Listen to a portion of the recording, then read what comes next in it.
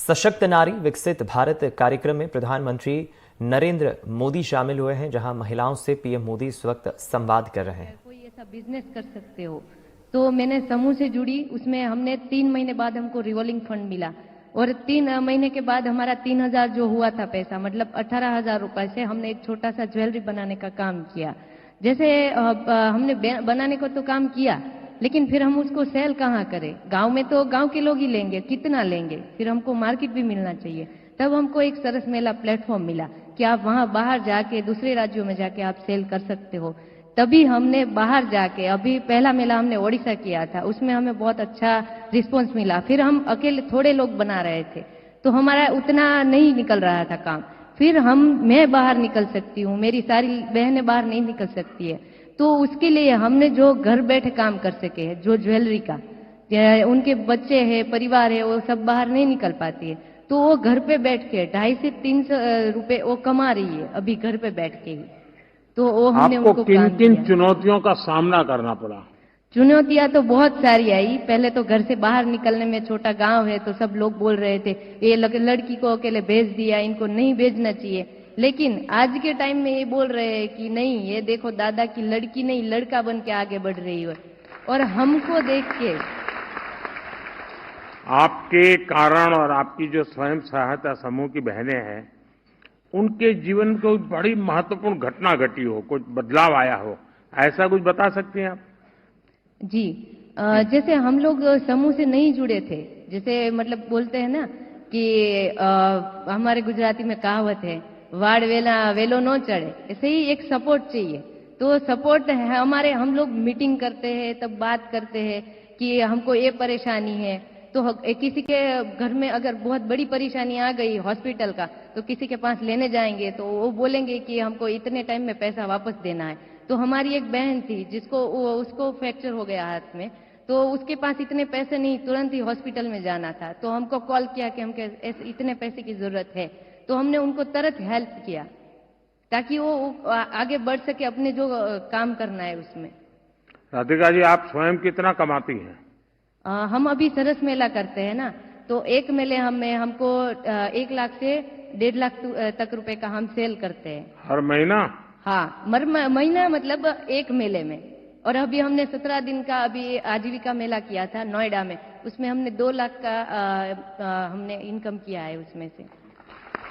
आप तो गुजराती हैं, तो आपके तो ब्लड में व्यापार है। जी सर। तो आगे से आप क्या करना चाहती है?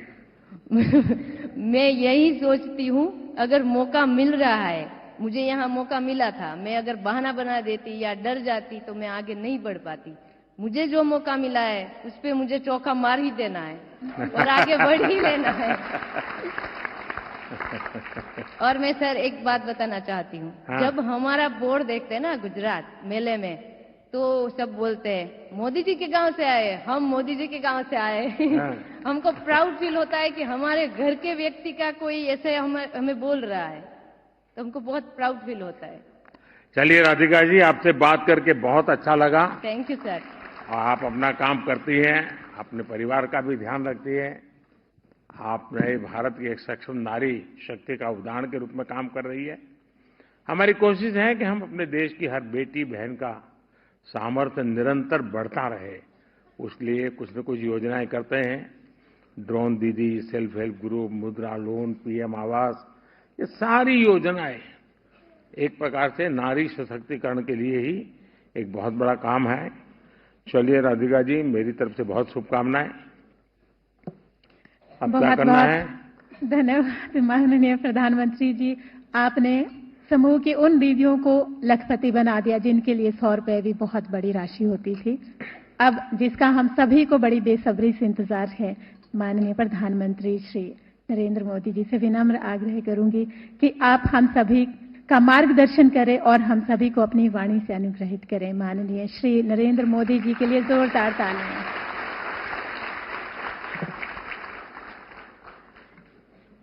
केंद्रीय मंत्रिमंडल के मेरे सहयोगी श्रीमान गिरिराज सिंह जी, श्री अर्जुन मुंडा जी, श्री मनसुख मांडविया जी और देश के अलग अलग हिस्सों से आई हुई विशाल संख्या में यहां पधारी हुई और आपके साथ साथ वीडियो के माध्यम से भी देश भर में लाखों दीदी आज हमारे साथ जुड़ी हुई है। मैं आप सबका स्वागत करता हूं, अभिनंदन करता हूं। और इस सभागृह में तो मैं देख रहा हूं कि शायद ये लघु भारत है। हिंदुस्तान का हर भाषा, हर कोने के लोग यहां नजर आ रहे हैं। तो आप सबको बहुत बहुत बधाई। आज का ये कार्यक्रम महिला सशक्तिकरण के लिहाज से बहुत ऐतिहासिक है। आज मुझे नमो ड्रोन दीदी अभियान के तहत 1000 आधुनिक ड्रोन महिलाओं के स्वयं सहायता समूहों को सौंपने का अवसर मिला है। देश में जो 1 करोड़ से ज्यादा बहनें पिछले दिनों अलग अलग योजनाओं और प्रयासों के कारण 1 करोड़ बहनें लखपति दीदी बन चुकी हैं। यह आंकड़ा छोटा नहीं है।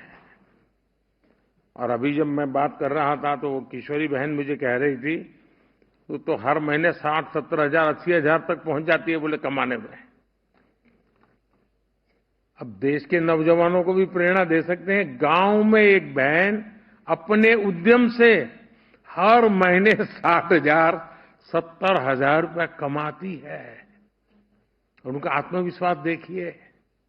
हाँ, किशोरी वहां बैठी है, हाथ ऊपर कर रही है। हाँ। और जब मैं ये सुनता हूं, देखता हूं, तो मेरा विश्वास बहुत बढ़ जाता है। आपको आश्चर्य होगा, कभी कभी आप जैसे लोगों से छोटी मोटी बातें सुनने को मिलती है ना, तो मुझे विश्वास बढ़ जाता है कि हाँ यार, हम सही दिशा में हैं, देश का जरूर कुछ भला होगा। क्योंकि हम योजना तो बनाए, लेकिन उस योजना को पकड़ करके आप जो लग जाते हैं ना, और आप परिणाम दिखाते हैं, और उस परिणाम के कारण सरकारी बाबुओं को भी लगता है हाँ यार कुछ अच्छा हो रहा है, तो काम तेजी से बढ़ता है। और इसी के कारण जब मैंने फैसला लिया कि मुझे अब 3 करोड़ लखपति दीदी के आंकड़ों को पार करना है, और इस उद्देश्य से आज 10,000 करोड़ रुपए की राशि भी इन दीदियों के खाते में ट्रांसफर की गई है। और मैं आप सभी बहनों को बहुत बहुत बधाई देता हूं। माताओं बहनों, कोई भी देश हो, कोई भी समाज हो, वो नारी शक्ति की गरिमा बढ़ाते हुए उनके लिए नए अवसर बनाते हुए ही आगे बढ़ सकता है। लेकिन दुर्भाग्य से देश में पहले जो सरकारें रही, उनके लिए आप सभी महिलाओं का जीवन, आपकी मुश्किलें कभी प्राथमिकताएं नहीं रही और आपको आपके नसीब पर छोड़ दिया। मेरा अनुभव यह है कि अगर हमारी माताओं बहनों को थोड़ा अगर अवसर मिल जाए, थोड़ा उनको सहारा मिल जाए, तो फिर उनको सहारे की जरूरत नहीं होती है, वे खुद लोगों का सहारा बन जाती है। और ये मैंने तब ज्यादा महसूस किया जब लाल किले से मैंने महिला सशक्तिकरण के बारे में बात करनी शुरू की।